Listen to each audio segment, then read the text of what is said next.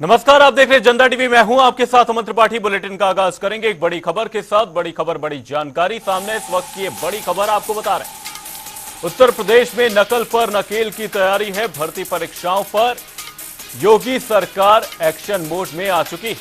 वहीं भर्ती परीक्षाओं के लिए नई नीति तैयार की जाएगी। वहीं परीक्षा केंद्रों के गठन को लेकर आदेश जारी कर दिए गए। 10 किलोमीटर के अंदर ही परीक्षा केंद्र होगा। बस स्टैंड स्टेशन से 10 किलोमीटर के दायरे में परीक्षा केंद्र बनाया जाएगा। प्रिंटिंग प्रेस के चयन में गोपनीयता बरती जाएगी। ये बड़ी खबर, बड़ी जानकारी आपको बता रहे हैं। उत्तर प्रदेश में नकल पर नकेल कसने की तैयारी है। भर्ती परीक्षाओं पर योगी सरकार एक्शन मोड में आ गई। भर्ती परीक्षाओं के लिए नई नीति तैयार की जाएगी। परीक्षा केंद्रों के गठन को लेकर आदेश जारी किए गए। इसी खबर पर तमाम जानकारी के साथ हमारे सहयोगी टीएन मिश्रा हमारे साथ जुड़े हुए। टीएन मिश्रा जी, आपसे जानना चाहेंगे, योगी सरकार नकल को लेकर नकेल कसने के मूड में है। किस तरीके से देखते हैं योगी सरकार के लिए गए फैसले को? वहीं नई नीति तैयार की जानी है, क्या कुछ जानकारी सामने है? देखिए अमन, लगातार जो ये पर आउट हुए और इसको लेकर के पेपर लीक होने से बहुत ज़्यादा सरकार की फजीहत हुई और लोकसभा चुनाव में विपक्ष ने इसका मुद्दा बनाया और इंडिया गठबंधन इस मुद्दे को भुनाने में काफ़ी कुछ कामयाब रहा और उसने ये साबित किया कि हाँ, विपक्ष जो सत्ता पक्ष जो है भर्तियाँ नहीं कर पा रहा है और जो भर्ती करने की कोशिश करता है तो पेपर लीक हो जाता है। इससे लाखों जो है युवाओं का भविष्य जो है आधार में पड़ रहा है और ये स्थिति थी। तो इसको लेकर के जब चुनाव के बाद जब भाजपा को जो नुकसान जो हुआ तो उसको लेकर के योगी आदित्यनाथ बहुत गंभीरता से प्रकरण को लिया और इस मुद्दे को लेकर के पहली कैबिनेट बैठक में उन्होंने कहा था कि जो परीक्षा भर्ती पेपर आउट हो रहे हैं कतई नहीं आउट होने चाहिए और जो पेपर आउट कराने वाले लोग हैं, जो पेपर लीक कराने वाले लोग, उनके खिलाफ कड़ी कार्रवाई होनी चाहिए। तो कड़ी कार्रवाई हो भी रही है। जैसे नीट में है, पुलिस भर्ती बोर्ड परीक्षा, जो पुलिस भर्ती सबसे बड़ी परीक्षा थी, लीक हुई थी, तो उस पर है। और अभी जो 2 दिन पहले जो यूपी की परीक्षा थी नेट की, उस पर पेपर लीक हुआ। तो इन सब मुद्दों को लेकर गंभीरता से लिया उन्होंने और इसकी जाँच की जा रही है और लोगों को कार्रवाई भी हो रही है। लेकिन अब उन्होंने सबसे बड़ी दिक्कत क्या है, देखिए परीक्षा पेपर कहाँ से लीक हो रहा है कि लखनऊ में दूर दराज सेंटर्स में लोग जो माफिया लोग हैं स्कूल बनाते हैं और अधिकारियों से मिली भगत करके सेंटर बहुत दूर लगा देते हैं। तो 20-20, 25-25 किलोमीटर सेंटर लगा देते जहाँ बच्चों को पहुँचने में घंटों लग जाते हैं, जो लेट हो जाते हैं। अभी हम जनता टीवी ने दिखाया 3 दिन पहले पेपर लेट पहुँचे तो 12 लोगों को एग्जाम नहीं हो पाया सेंटर पर। उसने गेट में ताला लगा दिया जबकि वहाँ की रेलवे क्रॉसिंग बंद थी और बच्चे नहीं पहुँच सके थे।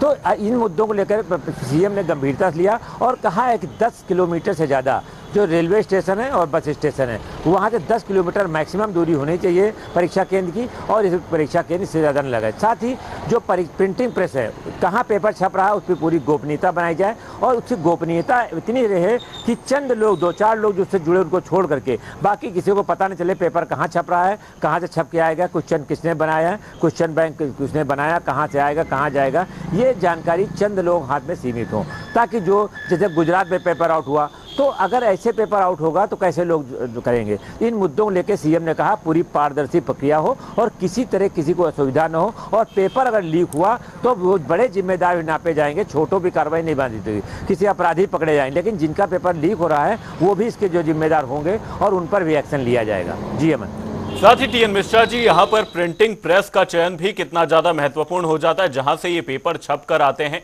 क्योंकि अक्सर कई मामलों में यह भी देखा जाता है कि जो लापरवाही है वो प्रिंटिंग प्रेस के माध्यम से बरती जाती है, जिसका खामियाजा छात्रों को भुगतना पड़ता है। प्रशासन इसके चलते घेरे में आता है और जैसा कि आपने बताया कि चुनावों में भी भारतीय जनता पार्टी को इसका नुकसान देखने को मिला, क्योंकि विपक्ष ने पेपर लीक का मामला बखूबी भुनाया था। हाँ देखिए अमन, स्वाभाविक भी है, जो प्रिंटिंग पे जहाँ पर्चा छप रहा है वो बहुत ही गोपनीय होनी चाहिए, क्योंकि ये अरसे देखिए अभी के सपा शासन में भी ऐसा हुआ कि कई बार पेपर लीक हुआ। अब भाजपा प्रशासन तो ये नहीं समझ पाए, योगी आदित्यनाथ लगातार कर रहे हैं कि उनकी सरकार जो है ये बहुत सख्ती से काम करी, लॉ एंड ऑर्डर बहुत बेहतर है और बहुत ही बेहतर तरीके से काम किया जा रहा है, कहीं पारदर्शी पूरी तरह, लेकिन पेपर फिर भी लीक हो रहा है। यानी कहीं न कहीं गलती है, चाहे अफसर लेवल से हो या एजेंसी चयन में हो या प्रिंटिंग प्रेस के चयन में हो। अगर प्रिंटिंग प्रेस के चयन में गड़बड़ी, देखिए गुजरात से बक्स चला, जिस पेपर बॉक्स में पेपर थे उसको खोल करके लो पेपर निकाला और उसके बाद कॉपी निकल के और फिर पेपर पैक कर दिया। तो ये अगर जो है प्रिंटिंग प्रेस की जो है व्यवस्था जो है सुधार नहीं है और तो स्वाभाविक है पेपर लीक होता है, जिससे लाखों जो बेरोजगार उसका युवा जो है साजिश शिकार होता है और वो नौकरी से वंचित रह जाता है। तमाम बच्चे धीरे धीरे ओवरहोज हुए जा रहे हैं। तो ये स्थिति ऐसी है, इसको सरकार को रोकना पड़ेगा। इसकी जिम्मेदारी सरकार और शासन की होगी। सॉरी जी अमन। साथ ही टीएन मिश्रा जी, आपसे जानना चाहूंगा, जो परीक्षा केंद्रों का यहां पर चयन होगा उसकी रेंज को एक तरीके से कम कर दिया है, क्योंकि पहले ये रेंज देखी जाती थी कि 26 किलोमीटर दूर, 30 किलोमीटर दूर, 40 किलोमीटर दूर परीक्षार्थी परीक्षा देने के लिए जाया करते थे। लेकिन जो परीक्षा केंद्रों में ये दूरी कम की गई है कि रेलवे स्टेशन के दायरे के 10 किलोमीटर के अंदर ही आपका परीक्षा केंद्र निर्धारित किया जाएगा, इससे किस हद तक ये जो मामले निकलकर सामने आ रहे हैं उसमें निजात मिलती हुई नजर आएगी? देखिए अमन, अभी तो सीएम ने कहा है कि 10 किलोमीटर दूर जो रेलवे स्टेशन हो, बस स्टेशन, उनसे हो, लेकिन ये इतना पर्याप्त नहीं है जो हमारा मानना है। और लोग भी मानते हैं, जो छात्र आते हैं परीक्षा देने, जो स्टूडेंट आते हैं, उनसे जब बात करिए तो वो भी कहते हैं कि इलाहाबाद के जो प्रयागराज के व्यक्ति है उसको लखनऊ में लगा दिया सेंटर, लखनऊ वाले को बरेली भेज दिया, बरेली वाले को गोरखपुर भेज दिया। तो इतनी दूर दूर 400 किलोमीटर दूर, 500 किलोमीटर दूर सेंटर डाल देते हैं, वहाँ पूरा जिला चेंज गए। अब जो आदमी एग्जाम देना है वो एक दिन पहले से जो है परीक्षा केंद्र पहुंचने के लिए परेशान है कि किस तरह लखनऊ का आदमी प्रयागराज जाए, प्रयागराज आदमी लखनऊ कैसे आए, या जो है प्रतापगढ़ का आदमी बनारस कैसे जाए। तो ये सरकार को ये भी करना पड़ेगा। देर सवेर ये तमाम लोग मांग भी उठा रहे हैं, जो ये स्टूडेंट वेलफेयर एसोसिएशन तो भी मांग उठा रही हैं कि सरकार को उसी जिले में जहां रहने वाले वहीं आसपास सेंटर डालें। आप पूरी सख्ती करें, नकल नहीं होने दें, सब कुछ सख्ती होनी चाहिए, लेकिन जो है सेंटर बहुत दूर मत डालें।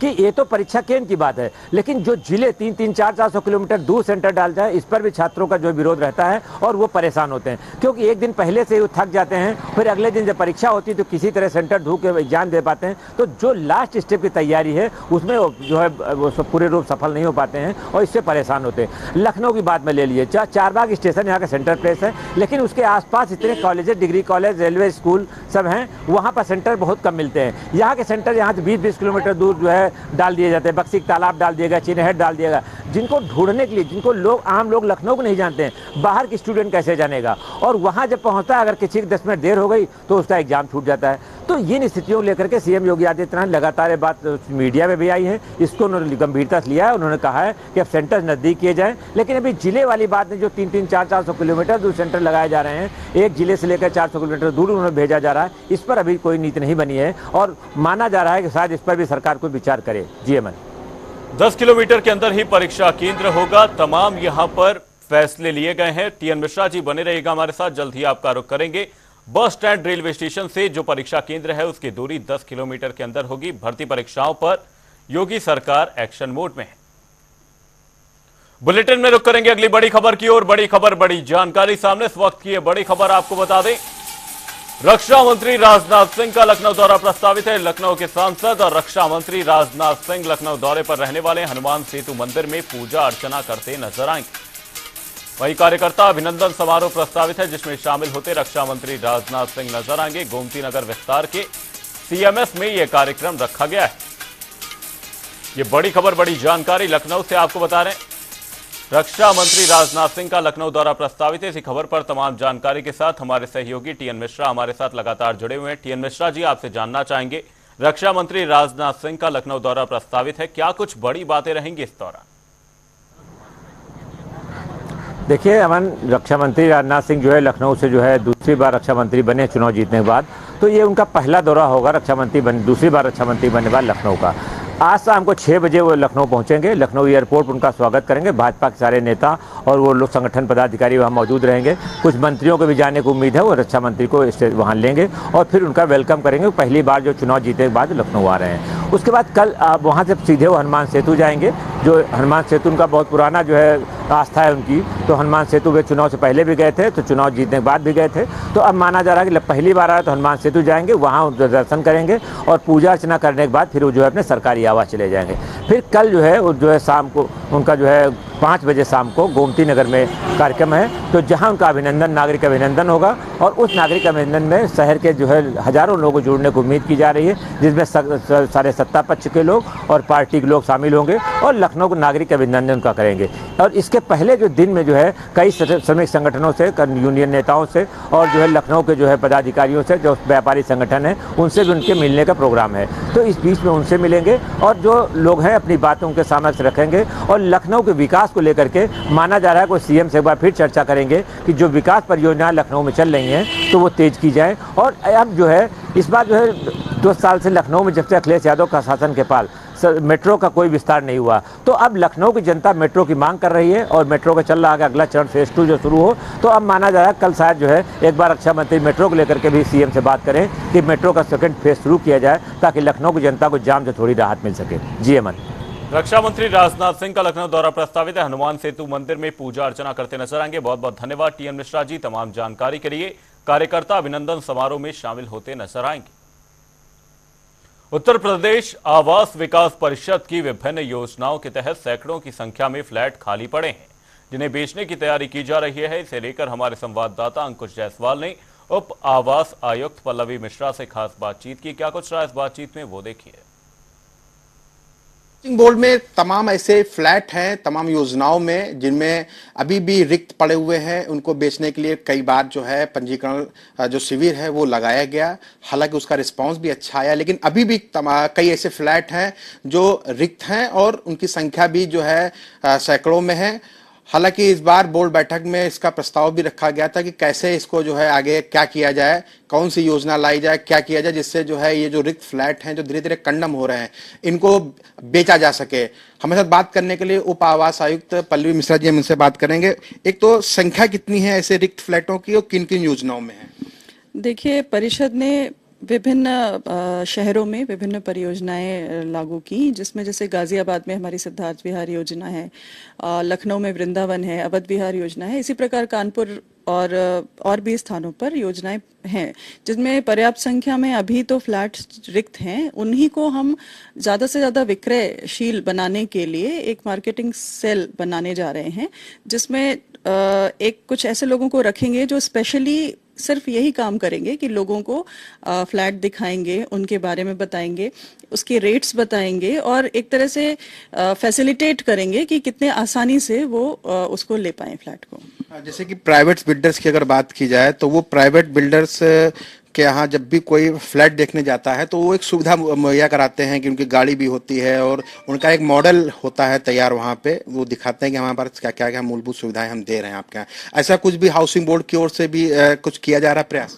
देखिए, हाउसिंग बोर्ड के जितने भी फ्लैट्स हैं वो प्राइवेट बिल्डर्स की तुलना में अधिक टिकाऊ होते हैं, अच्छा मटेरियल यूज होता है और काफ़ी अच्छे बनाए जाते हैं, गुणवत्ता उनकी काफ़ी बेहतर होती है। जहाँ तक थोड़ी सी लैकिंग है वो ये है कि चूंकि सरकारी कर्मचारी अपना कार्य भी करते हैं और उन्हें ही वो फ्लैट्स भी दिखाने हो, तो एक थोड़ा सा गैप आ जाता है, जिसके कारण आम जनता जो है वो थोड़ी दूरी बन जाती है उनसे। तो वो गैप भरने के लिए ही हम लोगों ने ये प्रयास करने जा रहे हैं कि एक डेडिकेटेड सेल इसीलिए बनेगा, इसीलिए उसको मार्केटिंग सेल का भी नाम दिया है कि हम जो बना रहे हैं उसकी प्रॉपर वो मार्केटिंग कर पाएं। और जैसे आप सैंपल फ्लैट्स की बात कर रहे हैं तो हम लोग भी एक सैंपल फ्लैट्स बनाते हैं और आगे भी बनाएंगे, जिससे कि एक व्यू मिल पाए आगंतुक को कि अगर वो अपना घर लेना चाह रहा है तो उसके सपनों के घर में क्या क्या सुविधाएं उसको मिल सकती हैं, वो कैसे उसे डिजाइन कर सकता है। तो बिल्कुल हम इसका प्रयास करेंगे। तो ये थी पल्लवी जी जिन्होंने बताया कि मार्केटिंग सेल का गठन किया जा रहा है ताकि जो रिक्त फ्लैट्स हैं आवास विकास के उनको जल्द से जल्द निकाला जा सके, बेचा जा सके और जो कंडम चीजें हो रही थी उनको सुधारने की भी बात इन्होंने कही है। कैमरा पर्सन रियाज के साथ में मैं अंकुश जायसवाल, जनता टीवी, लखनऊ। नीट यूजी परीक्षा में कथित पेपर लीक मामले को लेकर देश भर में घमासान मचा हुआ है। भारी संख्या में छात्र सड़कों पर उतरकर परीक्षा को रद्द करने की मांग कर रहे हैं। इस वक्त टीवी स्क्रीन पर हम आपको अलग अलग जगहों की तस्वीरें दिखा रहे हैं जहां परीक्षा रद्द करने की मांग को लेकर छात्र सड़कों पर हैं और लगातार धरना प्रदर्शन और नारेबाजी करते नजर आ रहे हैं। तस्वीरें मिर्जापुर, ग्रेटर नोएडा, बुलंदशहर, आगरा, पलवल और लखनऊ से सामने, जहां पर छात्र सड़कों पर उतरे हुए नजर आए और इस दौरान परीक्षा में धांधली को लेकर घमासान लगातार जारी है। ऐसे में प्रदर्शन करते हुए छात्र नजर आ रहे हैं। नीट पेपर लीक मामले को लेकर छात्र सरकार पर हमलावर हैं। इस दौरान सड़कों पर छात्र उतरे हुए हैं और लगातार प्रदर्शन करते हुए नजर आ रहे हैं। ये तस्वीरें मिर्जापुर, ग्रेटर नोएडा, बुलंदशहर, आगरा, पलवल और लखनऊ से सामने, जहां पर छात्र नीट पेपर लीक को लेकर प्रदर्शन करते हुए नजर आ रहे हैं। सड़कों पर छात्र उतर चुके हैं और लगातार सरकार पर हमलावर हैं। परीक्षा में धांधली को लेकर घमासान जारी है, राजनीति तेज हो चुकी है, नीट पर संग्राम शुरू हो चुका है। वहीं इसी बीच सियासत भी परवान चढ़ चुकी है। छात्र लगातार प्रदर्शन करते हुए नजर आ रहे हैं। ये तस्वीरें उत्तर प्रदेश के अलग अलग हिस्सों से सामने हैं, जहां पर छात्र सड़कों पर उतरकर प्रदर्शन करते हुए नजर आए हैं।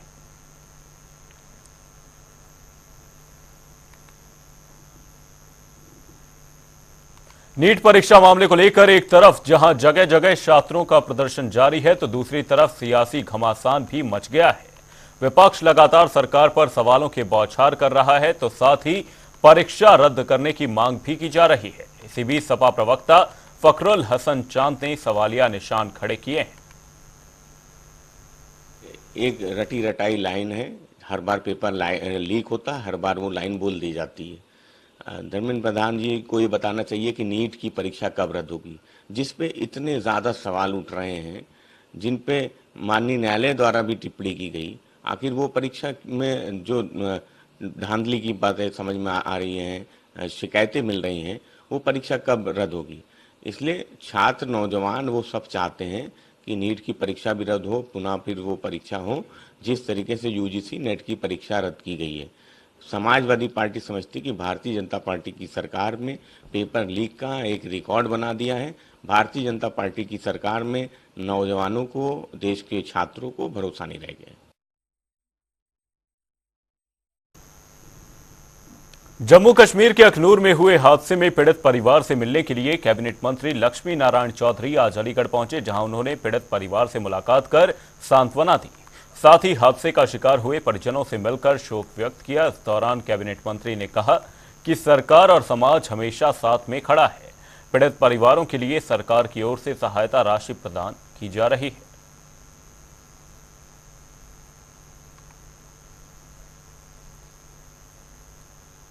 ये दुर्घटना हुई, कुछ दिन भी मैं, सांसद जी और हमारे सभी जनप्रतिनिधि यहाँ मौके पे है, हम लोग आ गए थे।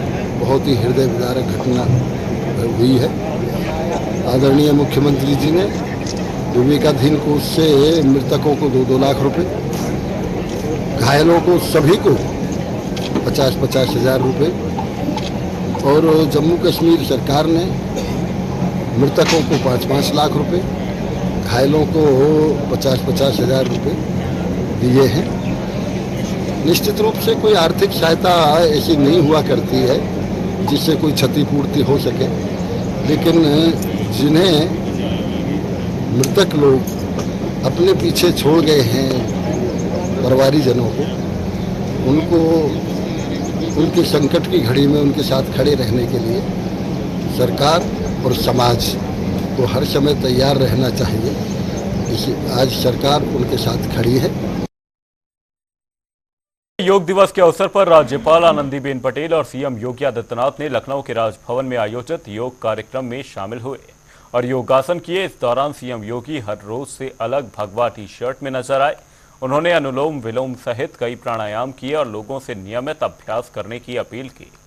वहीं मथुरा में रक्षा मंत्री राजनाथ सिंह, लखनऊ में डिप्टी सीएम ब्रजेश पाठक और प्रयागराज में उप मुख्यमंत्री केशव प्रसाद मौर्य ने भी योगासन किया। ये 4 तस्वीरें टेलीविजन स्क्रीन पर सामने हैं, जहां पर सीएम योगी आदित्यनाथ, रक्षा मंत्री राजनाथ सिंह, डिप्टी सीएम ब्रजेश पाठक और केशव प्रसाद मौर्य लोगों के साथ मिलकर योगासन करते हुए नजर आए।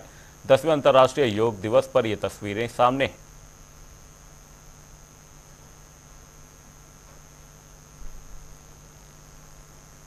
दसवें अंतर्राष्ट्रीय योग दिवस के मौके पर अलग अलग जगहों से ये तस्वीरें सामने हैं। सीएम योगी आदित्यनाथ तस्वीरों में नजर आ रहे हैं, वहीं रक्षा मंत्री राजनाथ सिंह, डिप्टी सीएम केशव प्रसाद मौर्य और ब्रजेश पाठक लोगों के बीच योगा करते हुए नजर आए।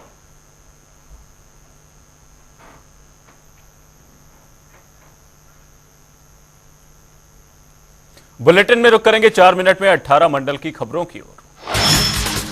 झांसी में तेज आंधी के साथ हुई बारिश, लोगों को गर्मी से मिली राहत। शहर में हुई लाइट की शटडाउन। संभल में जमीन के नीचे खजाना होने का दावा, संत ने एसडीएम को दिया पत्र, अधिकारी कैमरे पर बोलने को नहीं है तैयार।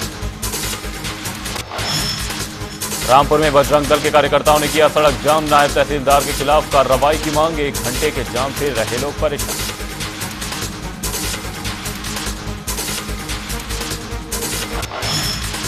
अलीगढ़ में युवक की हत्या का मामला, पीड़ित परिवार के साथ डीएम से मिले विपक्षी नेता, आरोपियों पर एनएसए लगाने के साथ बुलडोजर की कार्रवाई की मांग। सोनभद्र में एंटी करप्शन टीम की छापेमारी, बांट माफ विभाग के कर्मचारी को रिश्वत लेते किया गिरफ्तार, संजीव जायसवाल, रॉबर्टगंज कोतवाली इलाके का मामला।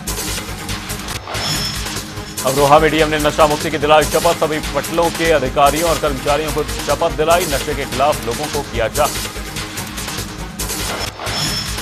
अमरोहा में दबंगों के हौसले बुलंद, मामूली बात को लेकर युवक को पीटा, मारपीट का वीडियो हुआ वायरल।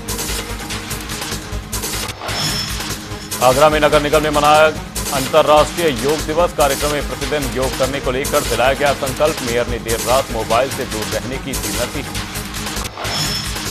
फतेहपुर में अंतर्राष्ट्रीय योग दिवस पर बीजेपी कार्यकर्ताओं ने किया योग, सरदार पटेल प्रेक्षागृह में आयोजित किया गया कार्यक्रम, योग शिक्षकों ने सभी को कराया योग। रायबरेली में पुरानी रंजिश के चलते दबंगों ने 2 भाइयों को पीटा, पिटाई से घायल एक युवक की मौत, दूसरे का इलाज जारी, मृतक के परिजनों ने 6 के खिलाफ मुकदमा कराया था। इटावा में लवी कुशवाहा हत्याकांड, आरोपियों पर कार्रवाई न होने पर गुस्साए लोग, नेशनल हाईवे को जाम कर किया प्रदर्शन। लखनऊ में बीजेपी नेता की मानवता, सलमान नाम के दिव्यांग को दिया ट्राईसाइकिल, विधायक की तरफ से जरूरतमंद लोगों को मिल रही सहायता।